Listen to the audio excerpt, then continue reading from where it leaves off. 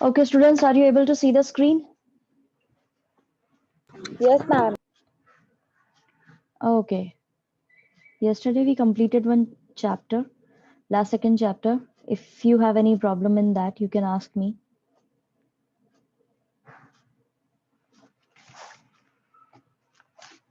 Ma'am, no problem. It is clear. Okay. So today we will start our last chapter of this political science. As you can see, we have completed all the chapters of political science. This is our last chapter, recent developments in Indian politics. Yes, ma'am. Yes, ma'am. Okay, wait a minute. Just let me write one thing.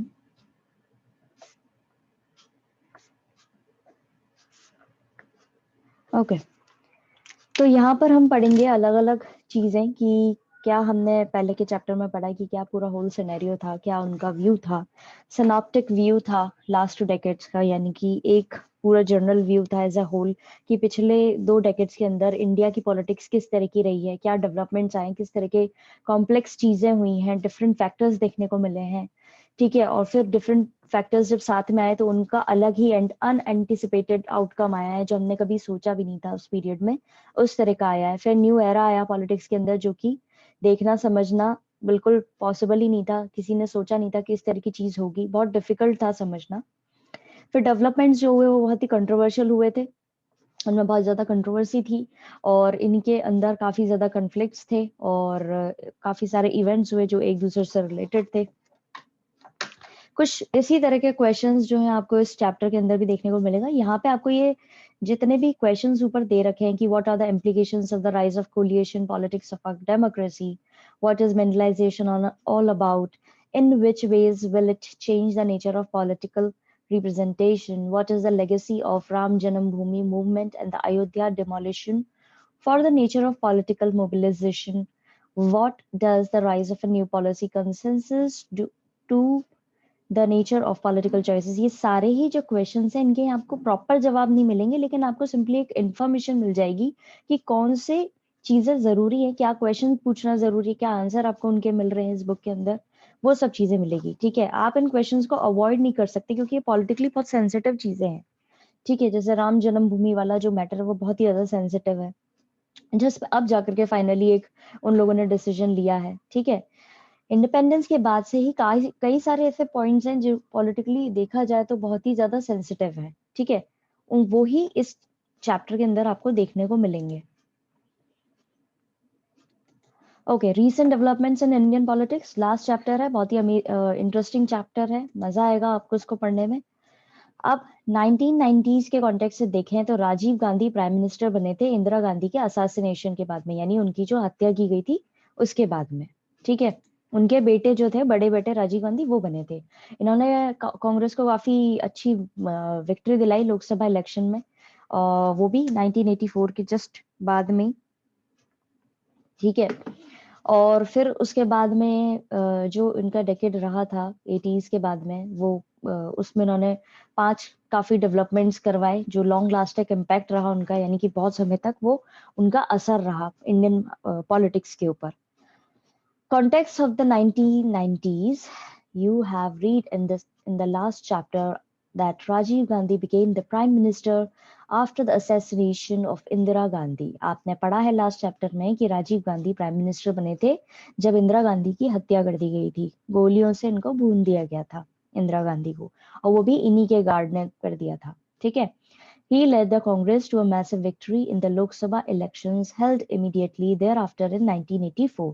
और बाद में कांग्रेस को एक massive जीत दिलाई, बहुत बड़ी victory जीत दिलाई इन्होंने लोकसभा इलेक्शन में, जो एग्जैक्टली इमीडिएटली 1984 के बाद में हुए थे। 1984 में ही इंदिरा गांधी का वो असैसिनेशन हुआ था।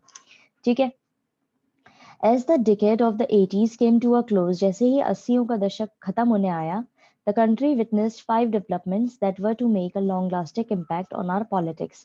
जब 80s का टाइम खत्म हुआ तो हमारी कंट्री ने विटनेस किया क्या, 5 डेवलपमेंट्स हुए जिनका असर बहुत लंबे समय तक हमारी पॉलिटिक्स के अंदर रहा। अब पहला क्या था, सबसे क्रूशल डेवलपमेंट हुआ था उस पीरियड में कि कांग्रेस पार्टी जो है इलेक्शन जो हुए थे 1989 के अंदर वो हार गई थी। ठीक है, पार्टी जो है द पार्टी, हाँ पार्टी को जीते थे, पार्टी को मिले थे 1984 के अंदर 415 सीट्स। अब यहाँ पे क्या, ये बहुत ही कॉम्प्लिकेटेड इसमें लिख रहे हैं, पहले तो बोल रहे हैं कि हार गई थी और जस्ट उसके बाद में 1984 का उन्होंने डिस्क्रिप्शन दे दिया है। ठीक है, थोड़ा ऑर्डर इनका चेंज हो गया सेंटेंस का। 1984 में जब इंदिरा गांधी का असैसिनेशन हुआ था और उसके बाद में जब लोकसभा के चुनाव हुए तो राजीव गांधी ने बहुत अच्छी जीत हासिल करी थी और इतनी बड़ी जीत हासिल करी थी कि इनको अकेले में, इनकी पार्टी को 415 सीट्स मिली थी। 415 सीट्स उन्होंने लोकसभा में हासिल कर ली थी। और बाद में जब 1989 के अंदर वापस से चुनाव हुए 5 साल बाद, तो यहाँ पर क्या हुआ, यहाँ पर इनको बहुत बुरी हार मिली और इनके वोट्स जो है वो घट करके सिर्फ 197 ही रह गए थे इस इलेक्शन में। ठीक है, तो ये बहुत बड़ी हार थी इनकी। कांग्रेस जो है अपनी परफॉर्मेंस इंप्रूव करने की कोशिश कर रही थी और केम बैक, मतलब वापस से आती है। ठीक है, 1991 के इलेक्शन के मिड में, ठीक है, मिड टर्म में आ जाती है, वापस से ठीक होती है। 1989 की जो एंड हुआ था, जो पॉलिटिकल साइंटिस्ट रहे थे उन्होंने इसको नाम दिया कांग्रेस सिस्टम, 1989 में जो चीज हुई उसमें। ठीक है, और यहाँ पर कांग्रेस जो है वो एक इम्पोर्टेंट, अभी भी कांग्रेस पार्टी को भले ही 197 वोट्स ही मिले थे इस इलेक्शन में, लेकिन क्या हुआ था, उसके बावजूद भी ये एक इम्पोर्टेंट पार्टी की तरह ही देखी जा रही थी जिसने कंट्री पर बहुत ज्यादा समय तक रूल किया है, जितना किसी और पार्टी ने रूल नहीं किया था 1989 तक। ठीक है, लेकिन इसने कुछ अपनी सर्टेनिटी जो थी, सेंट्रलिटी जो थी वो काफी लूज कर दी थी। अब इसको लाइन टू लाइन पढ़ेंगे और नीचे आप देख सकते हैं, आपकी बुक्स के अंदर भी दे रखा है एक, ये अमूल जो है बटर का इन्होंने कार्टून दिया है जिसमें कांग्रेस लीडर सीताराम केसरी जो है withdrew the crutches of support from देवे गौड़ा's यूनाइटेड फ्रंट गवर्नमेंट। ये यहाँ पर जो प्रेजेंट कंडीशन चल रही होती है उससे रिलेटेड ही ये पहले कार्टून बना करते थे। तो यहाँ कांग्रेस का नाम वो करके मैनिपुलेट करके कांग्रेस गवर्नमेंट कर दिया गया है। ठीक है, तो पहला the first most crucial development of this period was the defeat of the Congress party in the elections held in 1989। सबसे क्रूशियल डेवलपमेंट जो हुआ था इस समय में वो ये था कि कांग्रेस पार्टी बहुत बुरी तरह हारी थी 1989 में। The party that had won as many as 415 seats in the Lok Sabha in 1984 was reduced to only 197 in this election। जो पार्टी जीता करती थी, बहुत अमेजिंग जीत जिसको हासिल हुई थी 1984 के अंदर, जिसने करीबन उस समय में 415 सीट्स जीती थी, वो अब सिमट करके सिर्फ 197 सीट्स पर आ गई थी। The Congress improved its performance and came back to power soon after the midterm elections held in 1991। Congress ने अपनी परफॉर्मेंस इंप्रूव करी और वापस पावर में आई जब मिड टर्म इलेक्शन करवाए गए 1991 में। But the elections of 1989 marked the end of what political scientists have called the Congress system। लेकिन जो इलेक्शन कराए गए थे 1989 के अंदर, उस समय में पॉलिटिकल साइंटिस्ट ने कहा था कि अब ये खत्म हो गया है कांग्रेस सिस्टम खत्म हो गया है। ऐसा क्यों कहा गया है? क्योंकि इंडिया के अंदर कांग्रेस काफी समय से रूल कर रही थी। अब वही चीज जो है खत्म सी हो गई थी। लोग बाग जो है इसको वोट नहीं कर रहे थे। ये एक बार जीती और फिर उसके बाद में ये हार गई, काफी इसको सीट्स कम मिली थी। तो इसीलिए बोला जा रहा था उस समय के लोगों के द्वारा कि कांग्रेस सिस्टम जो है वो अब खत्म हो गया है। To be sure, the Congress remained an important party and ruled the country more than any other party even in this period since 1989। अब श्योर इस चीज में तो हम बिल्कुल हैं कि कांग्रेस ही इकलौती ऐसी पार्टी रही है जिसने, जो काफी समय से इंपॉर्टेंट पार्टी की तरह रही है और काफी समय तक उसने इंडिया के ऊपर रूल किया है।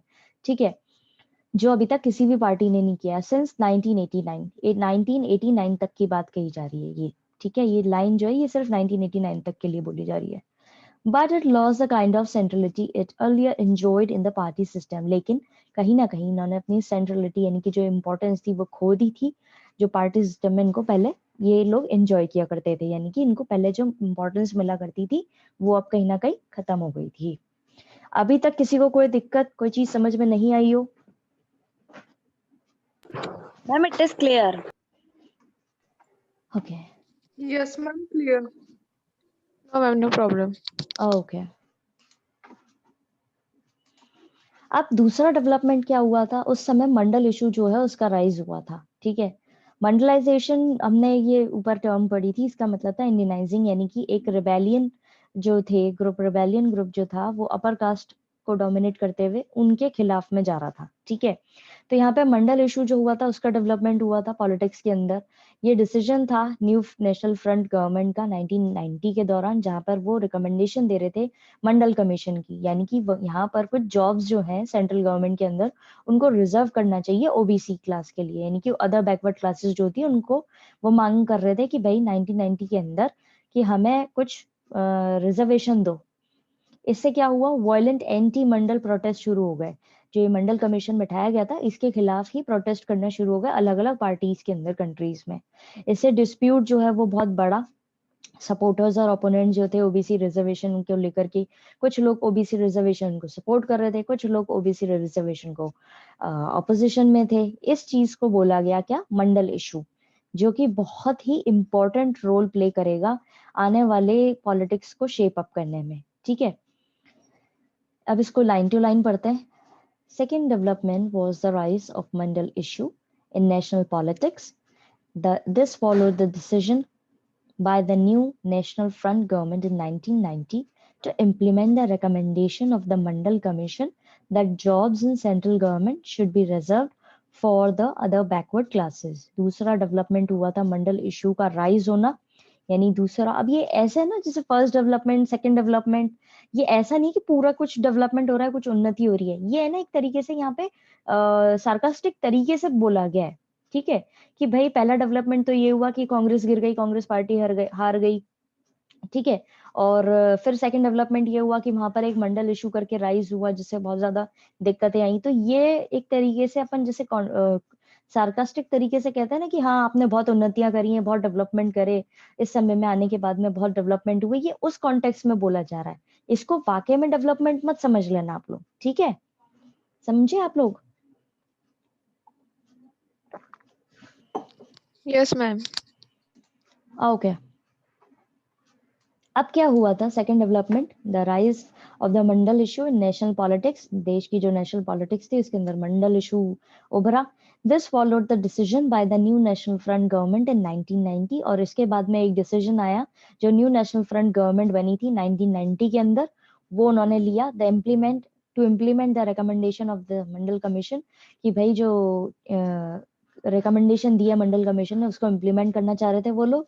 यानी कि मंडल कमीशन ने कहा था कि जॉब्स जो है सेंट्रल गवर्नमेंट में should be reserve for other backward classes, कि उनके लिए कुछ सीटें रिजर्व करो कि सिर्फ उन्हीं को वो सीटें मिले, उन्हीं की कास्ट के लोगों को। This led to violent anti Mandal protest in different parts of the country. इससे क्या हुआ, बहुत ही हिंसा भड़की, एंटी मंडल प्रोटेस्ट होने लगे अलग अलग हिस्सों में देश के। This dispute between the supporters and the opponents of OBC reservation was known as the Mandal issue. अब यही जो मतभेद हुए थे सपोर्टर्स और ओपोनेंट्स के बीच में, उसी को नाम दिया गया था मंडल issue, and was to play an important role in shaping politics since 1989. और ये ही एक इम्पोर्टेंट रोल प्ले करने वाले थे हमारे देश की पॉलिटिक्स को शेप करने में, यानी कि शेप देने में।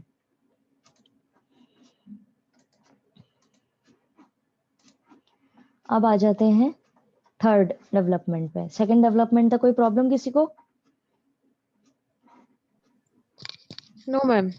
अब आप देख सकते हो हर पेज पे जो है इन्होंने कोशिश करी है एक आपको कार्टून उसमें दिखाने की, कार्टून करेक्टर्स जो हैं अमूल उसके हिसाब से दिखाने की। अब जैसे यहाँ पे दे रखा है कास्ट नो बार, क्लास नो बार, अमूल बार बार, कर तो ये अपना एडवर्टीजमेंट ही रहे हैं, लेकिन ये मंडलाइजेशन जो हुआ था उसको रिएक्शन देने के लिए ये, ठीक है। अब है थर्ड, इकोनॉमिक पॉलिसी जो है वो बनाई गई थी। कई सारी गवर्नमेंट जो है वो डिफरेंट टर्न्स ले रही थी, बहुत चेंज ले रही थी और कोशिश कर रही थी कि एक स्ट्रक्चरल एडजस्टमेंट प्रोग्राम जो है वो बनाया जाए जिससे नई इकोनॉमिक रिफॉर्म्स हो, नई चीजें सेट की जाए। ये स्टार्ट किया गया था राजीव गांधी के द्वारा। यहाँ पे जो चेंजेस आए थे सबसे पहले वो देखने को मिले थे 1991 में, जो बहुत ही डिफरेंट तरीके से उन्होंने डायरेक्शन बदली थी इंडियन इकोनॉमी की। और ये जब इंडिया को इंडिपेंडेंस मिली थी उसके बाद में काफी डिफरेंट चीज हुई थी पहली बार, ये पॉलिसीज जो है काफी क्रिटिसाइज की गई, जो इनके द्वारा पॉलिसीज बनाई गई थी उनको क्रिटिसाइज किया गया, वाइडली क्रिटिसाइज, मतलब खुले तौर पे काफी क्रिटिसाइज किया गया। अलग अलग मूवमेंट्स और ऑर्गेनाइजेशंस मूवमेंट्स और ऑर्गेनाइजेशंस के द्वारा क्रिटिसाइज करा गया था। अब क्या होता है, जैसे कोई पॉलिसी बनाई जाती है ना, तो उसके खिलाफ में ऑर्गेनाइजेशंस इकट्ठा होने लग जाते हैं, वो अपने मूवमेंट्स शुरू कर देते हैं, यानी कि अपनी मार्च करेंगे या विरोध दर्ज कराएंगे, धरने पे बैठ जाएंगे, इस तरह की चीजें की जाती है। तो उसके लिए यहाँ पे बेसिकली मूवमेंट्स बोला गया है। बट कई सारी गवर्नमेंट जो है वो पावर में आई इस पीरियड के अंदर, जिन्होंने ये चीज कंटिन्यू करी। ठीक है। Third, the economic policy followed by the various governments took a radically different turn. This is known as the initiation of the structural adjustment program or the new economic reforms. कई economic policy बनाई गई अलग अलग सरकारों के द्वारा, जिसने बहुत डिफरेंट ड्रास्टिक चेंजेस लिए। इन सारी चीजों को बोला जाता था initiation of the structural adjustment, यानी कि स्ट्रक्चरल एडजस्टमेंट प्रोग्राम की तरह बोला जाता था, या फिर न्यू इकोनॉमिक रिफॉर्म्स की तरह बोला जाता था। Started by Rajiv Gandhi, these changes first became very visible in 1991. ये शुरुआत की गई थी राजीव गांधी के द्वारा, जो देखने को मिली थी 1991 के अंदर, and radically changed the direction that the Indian economy had pursued since independence. और इन्होंने पूरी तरीके से देश की जो दिशा थी वो बदल दी थी इकोनॉमिक तरीके से, यानी आर्थिक तरीके से। और ये सबसे ज्यादा डिफरेंट इसमें जो चेंजेस आए थे वो अभी तक जो आजादी के बाद में चीजें नहीं हुई थी वो अभी देखी जा रही थी। These policies have been widely criticized by various movements and organizations. ये policies के खुली तौर पे आलोचना हुई है कई सारी organizations और movements के द्वारा, but the various governments that came to power in this period have continued to follow these. लेकिन कई सारी सरकारें जो पावर में आई इस पीरियड के बाद में भी, इस पीरियड पे उन्होंने इनको फॉलो किया है, उन्होंने बदली नहीं है सारी चीजें। ठीक है, कोई दिक्कत थर्ड पॉइंट में?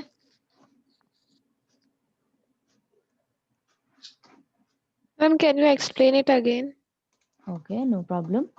अब यहाँ पर अलग अलग पॉलिसीज बनाई जा रही थी, नया इकोनॉमिक ऑर्डर जो है वो बनाया गया था, यानी कि हमारे देश की आर्थिक व्यवस्था को सुधारने के लिए नई पॉलिसीज बनाई गई थी।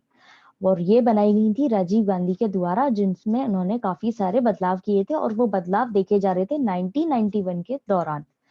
अब ये बदलाव जो देखे गए थे 1991 के दौरान, उससे ऐसा दिखने लगा था कि अभी तक जितनी हमें आजादी मिली थी, हमें इंडिपेंडेंस मिली थी, उसके बाद में किसी ने इतने बड़े चेंजेस नहीं करे थे पॉलिसीज के अंदर जितने राजीव गांधी ले आए थे। अब इसको दो नाम दिए गए थे। पहला तो दिया गया था कि ये स्ट्रक्चरल एडजस्टमेंट प्रोग्राम की तरह, यानी शुरुआत, इनिशिएशन यानी शुरुआत की गई है स्ट्रक्चरल एडजस्टमेंट प्रोग्राम की, या फिर इसको बोला जाता था न्यू इकोनॉमिक रिफॉर्म्स। दोनों ही चीजों का मतलब एक ही था। ठीक है। अब ये पॉलिसीज जो बनाई गई थी, इनकी खुले तौर पर आलोचना हो रही थी, अलग अलग ऑर्गेनाइजेशन इनको सही नहीं कह रहे थे।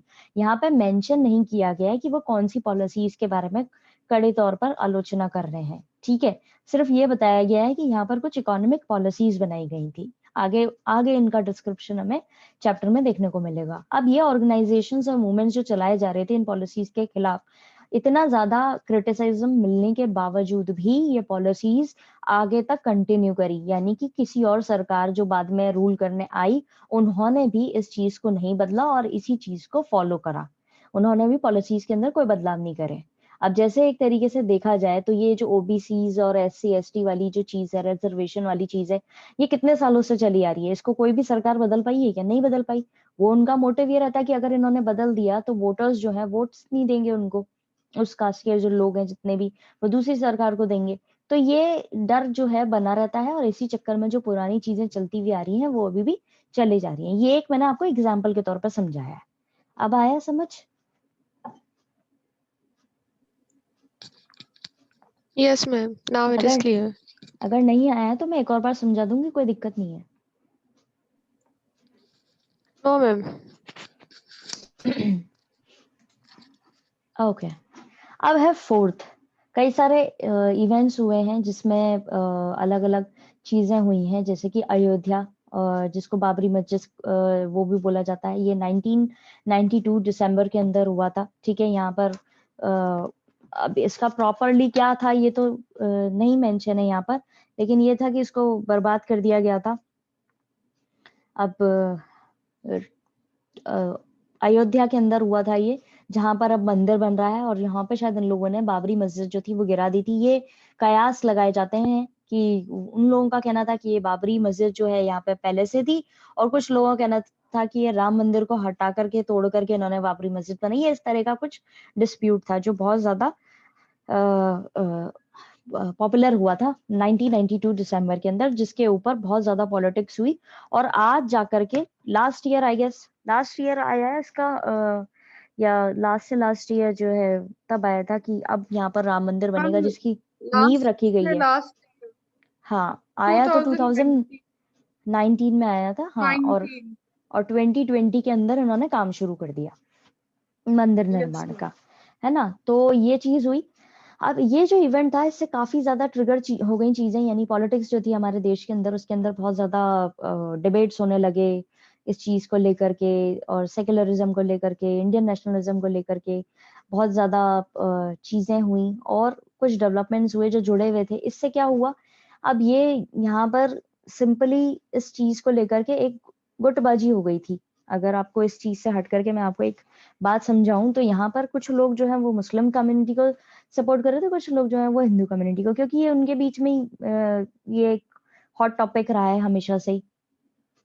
तो जो राइज हुआ इस समय में जिस पॉलिटिकल पार्टी का, वो थी बीजेपी, ठीक है। और वो पॉलिटिक्स कर रही थी हिंदुत्व के नाम पर, ठीक है। उनकी राजनीति चल रही थी हिंदुत्व के नाम पर, वो आज भी इस चीज को बहुत सपोर्ट करते हैं। तो ये फोर्थ चीज थी जो देखने को मिली है। Let's now read it line to line. Fourth, a number of events culminated in the demolition of the disputed structure of Ayodhya known as Babri Masjid in December 1992. अब इसमें काफी सारे इवेंट्स हुए हैं जिसमें बर्बाद नाश किया उन्होंने अयोध्या का स्ट्रक्चर को, जिसको बाबरी मस्जिद भी बोला जाता है, दिसंबर 1992 के अंदर। This event symbolized and triggered various changes in the politics of the country. इस इवेंट से बहुत ज्यादा चीजें जो है देश के अंदर वो डिफरेंट हुई, ट्रिगर हुई चीजें, and intensified debates about the nature of Indian nationalism and secularism. और कई ज्यादा मतलब डीप और सेंसिटिव वाद विवाद हुए हमारे देश की राजनीति को लेकर के और सेक्युलरिज्म को लेकर के। These developments are associated with the rise of the BJP. ये सारे डेवलपमेंट्स जो हैं ये देखे जाते हैं बीजेपी का एक अमेजिंग एक पॉलिटिकल पार्टी की तरह उठना, और the politics of the Hindutva, और हिंदुत्व के नाम पर जो राजनीति की गई उसका भी राइज हुआ था फोर्थ डेवलपमेंट के अंदर। समझ आया? Yes, Yes, ma'am. Okay. Yes, ma'am. Finally assassination होता है राजीव गांधी का 1991 के अंदर, यानी इनकी भी हत्या कर दी जाती है।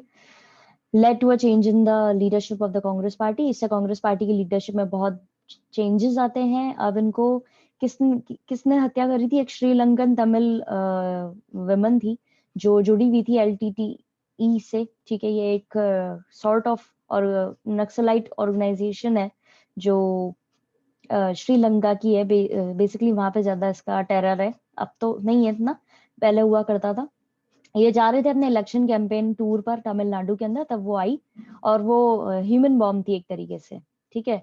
बॉम्ब लगा हुआ था उसके ऊपर, और फिर वो ब्लास्ट हुआ, और ब्लास्ट में जो है इनको माला पहनाने आई थी आई गेस, इनका अभिवादन करने आई थी, और इतने में इन ऐसे बॉम्ब ब्लास्ट में इनकी डेथ हो गई थी। ये इलेक्शंस हुए 1991 के अंदर। कांग्रेस जो है वो सिंगल लार्जेस्ट पार्टी की तरह निकल के आई, और राजीव गांधी की डेथ के बाद में वहां पे पार्टी ने चूज करा नरसिम्हा राव को प्राइम मिनिस्टर बनाने का, ठीक है। कल इसको हम अच्छे से पढ़ लेंगे। अभी मैंने आपको बस इस पैराग्राफ के बारे में बता दिया कि बेसिकली यहाँ पे हुआ क्या था। Now we are running out of time. I'm going to send you link for your history class. Okay, students, अपनी problems Okay, collect ma'am. कर लेना. Okay. Okay, ma'am. Thank you, ma'am. Welcome.